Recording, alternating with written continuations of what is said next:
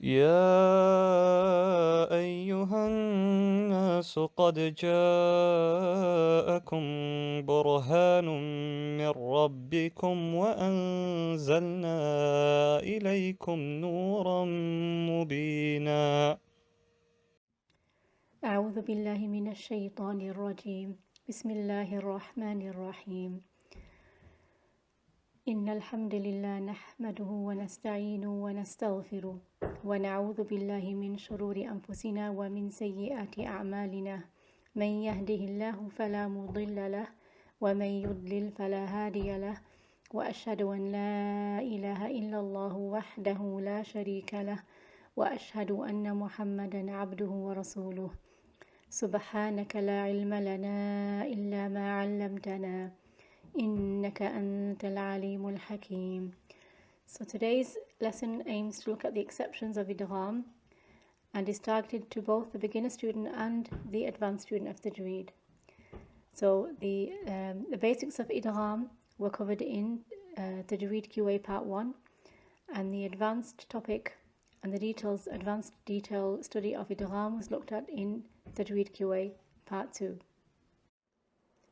So when looking at the exceptions of Idghaam, one of the first things that one must bring into the answer would be al-idhar al-mutlaq. So what is al-idhar al-mutlaq? This is when a noon sakina is found in the middle of a word and it is followed by one of the letters of Idghaam, either waw or ya. One of the linguistic meanings of al-mutlaq is absolute. So we have absolute manifestation. So the noon sakina is made absolutely clear, without any clear gunna. All recitations agree to do idhar in the places of idhar al-mutlaq, and it's found in 4 words in the Quran. So we have 4 words of idhar al-mutlaq. The reason of al-idhar al-mutlaq is that it's according to the riwayah, so we're following the riwayah, and also idgham here would change the meaning. So we just need to take a step back and see what the general rule is of when idgham is done between noon sakina and one of the yarmalun letters. So one of the conditions of doing idgham between noon sakina and one of the letters of yarmalun is that idgham is done between 2 words. So in the following examples, you can see that the noon sakina or the tanween is the last letter of the first word, and one of the letters of yarmalun will be the first letter of the second word. So we have lahu jannatum min nasirin min waq man yaqul ma lubada min rabbihim. So in all these examples you can see that idgham is done between 2 words. Ibn al-Jazari says in his famous poem Al-Jazariya, وَأَدْغِمًا بِغُنَّةٍ فِي يُؤْمِنُ إِلَّا بِكِلْمَةٍ كَدُنْيَا عَنْوَنُ.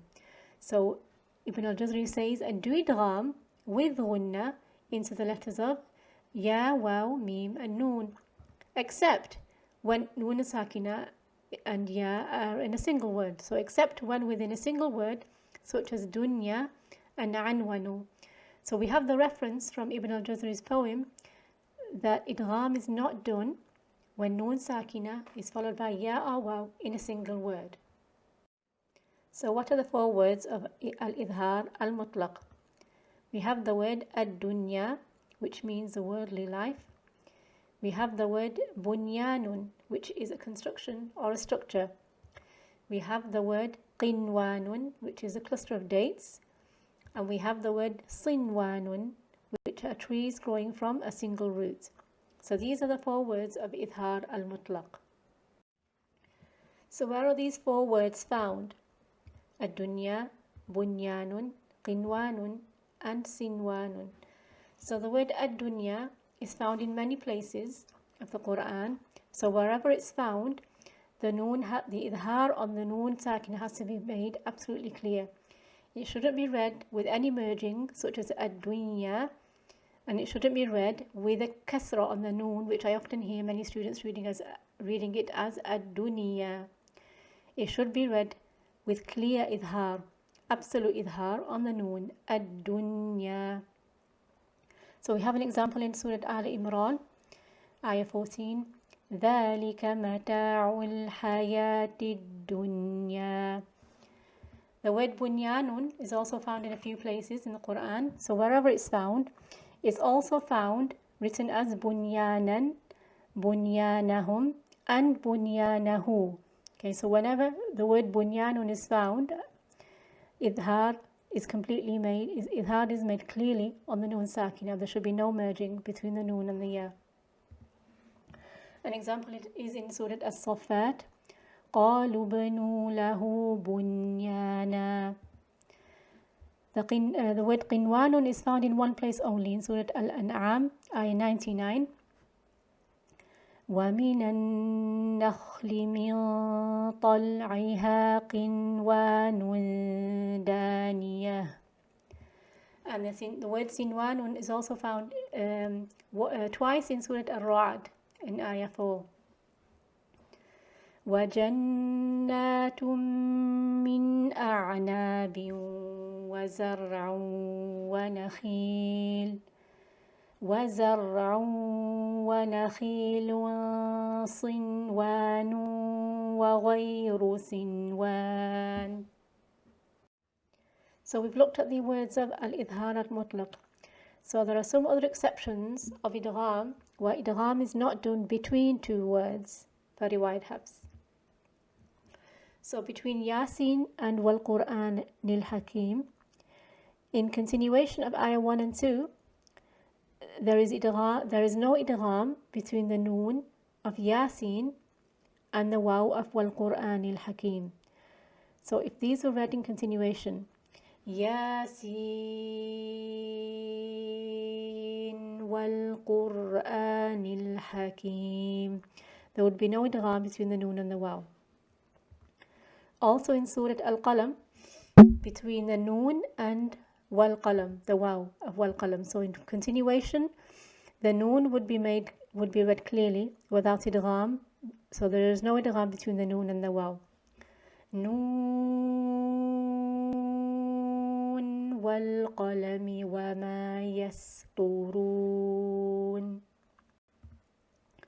And the third place, where there is no idgham between the noon sakina and one of the letters of yarmalun, is in Surah Al-Qiyamah, between the noon and the ra and the ra of raq.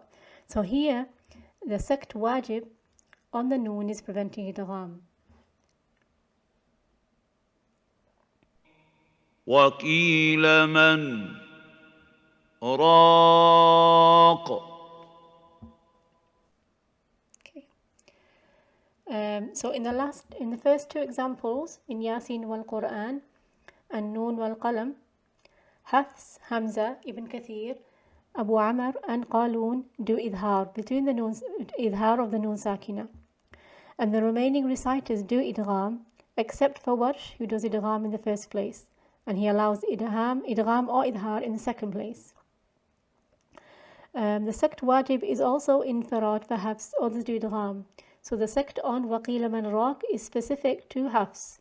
So infirad means Hafs is the only riwayah that does sect here, and it has to be made clear that sect is one of the things which prevents idgham. So an example of one of the recitations who do idgham here. وَقِيلَ مَنْ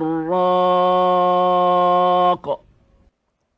Okay, so the first three examples in the blue box are examples of noon sakina and tanween rules. So the next example would be an example which an advanced student would bring in, because these are no longer from the rules of noon sakina and tanween, but this example is from the rules of lam sakina. So Hafs does idhar on the bell of lam sakina. He does not do idgham between lam and the ra. And again, it has to be made, a note has to be made that the sakt wajib is preventing idgham here. So in two places, sakt wajib prevents idgham, for riwayat Hafs, in Surah Al-Qiyamah, وَقِيلَ مَنْ رَاقٍ, and in Surah Al-Mutaffifin, كَلَّا بَلْ رَانَ عَلَى قُلُوبِهِمْ. So other exceptions of idgham, it has to be noted that the general rule for Hafs is that he does idgham wajib between every saghir tamathul letter. So a saghir letter is when the first letter is with a sukoon and the second letter is with a haraka. And two tamathul letters, mutamathul letters, are two letters which have the same makhraj and the same sifat, either the same letter. So Hafs will always do idgham wajib in this situation. So for example, in these examples, yuwajjihhu, Hafs does idgham between the ha and between the first ha and the second ha. He does idgham wajib, and idgham is complete. And in the second example, yudrikumul maut, he does idgham between kaf and kaf. The first kaf is sakina, the second kaf is with a haraka, and the idgham is complete. فَمَا رَبِحَتْ تِجَارَتُهُمْ, he does idgham between the ta and the ta. Both are in a saghir situation. First the ta is sakina, the second ta is with a haraka, and they're both tamathul. It's the same letter, the same makhraj. So Hafs does idgham wajib between every saghir tamathul letter. So what's the exception to this rule? In one place, the sakt jaiz can prevent idgham.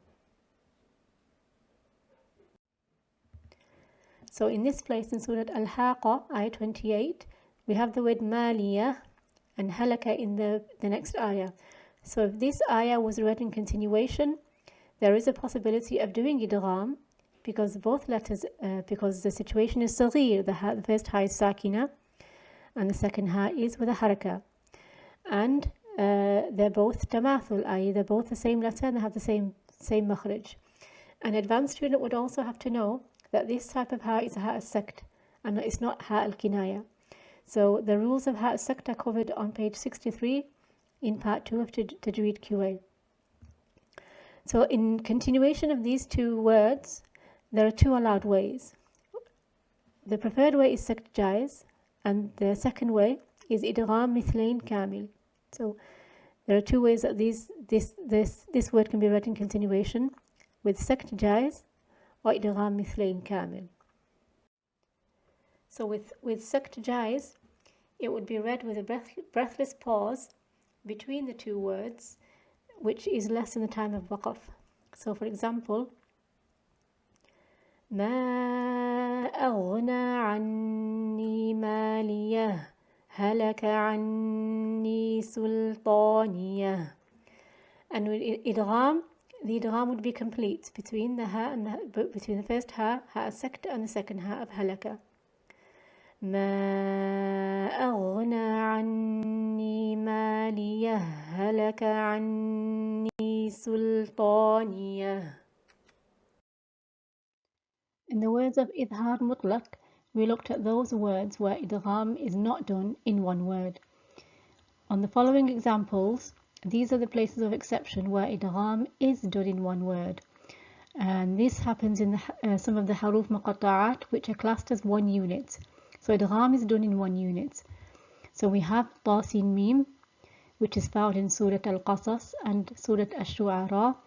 So Hafs does idgham between the Noon Sakina of Seen and the Mim of Min, and the idgham is complete idgham. Tasim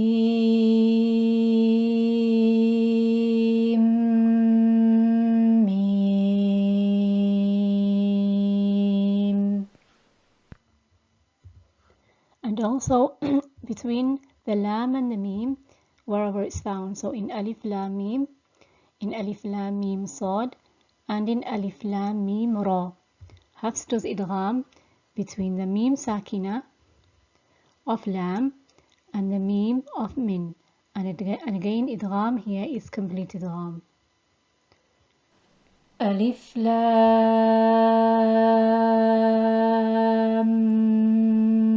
Mim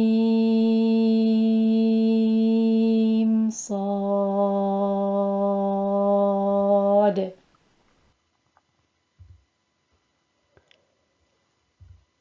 So some recitations do idhar on Tasin Mim, such as the recitation of Hamza, but the majority of recitations do idgham. Abu Ja'far, the recitation of Abu Ja'far, does sakt between the letters that come at the beginning of the surahs. And remember, we said previously that sakt is one of the things that prevents idgham. So an example of the recitation of Abu Ja'far, where he reads the letters with sakt, أعوذ بالله من الشيطان الرجيم. بسم الله الرحمن الرحيم. ألف لام ميم صاد. So in the letters that come before some of the surahs, Hafs does idgham in two places. So in Tasin Mim, this is an example of where he does idgham of the Mim Sakina. So the Noon Sakina. So it's a Noon Sakina rule. The Noon Sakina is followed by Mim. And in Alif Lam Mim, this is an example from Mim Sakina. So the Mim Sakina is followed by Mim. So these are places where Hafs does idgham in one unit. So let's summarize what's been covered today. So the first thing we looked at was al-idhar al-mutlaq. We gave a definition of idhar al-mutlaq and we looked at the places of al-idhar al-mutlaq. We've also looked at the three exceptions of Noon Sakina between two words where Hafs does not do idgham between the Noon Sakina and the letter that follows. We also looked at the places where idgham is done in one unit. So these words are classed as one unit. So Tasin Mim, the Noon Sakina, from the Noon Sakina rules, and Alif Lam Mim from the Mim Sakina rules, where Hafs does idgham between the Noon Sakina and the following letter. We also looked at the exception of Lam Sakina, where Hafs does not do idgham between the Lam and the Ra in one place. And we looked at the exception places where sakt prevents idgham. So we had 3 in total. We had 2 which were sakt wajib, waqila man raq, and kalla bal rana, and maliya halaka was sakt jaiz. I pray that you have benefited from today's lesson. Subhanaka Allahumma wa bihamdik, ashhadu an la ilaha illa ant, astaghfiruka wa atubu ilayk. وأن أتلو القرآن فمن اهتدى فإنما يهتدي لنفسه ومن ضل فقل إنما أنا من المنذرين.